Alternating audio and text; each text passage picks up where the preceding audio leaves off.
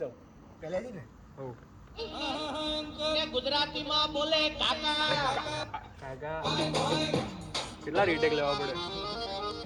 લઈ આપણે શું કામ ઇંગ્લિશમાં બોલે અંકલ અંકલ ગુજરાતીમાં બોલે કાકા કાકા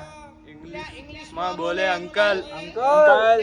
તેમાં બોલે કાકા કાકા દીકરીઓ વાળાનો જમાનો આવ્યો મને બાપ પડી ગયા વાકા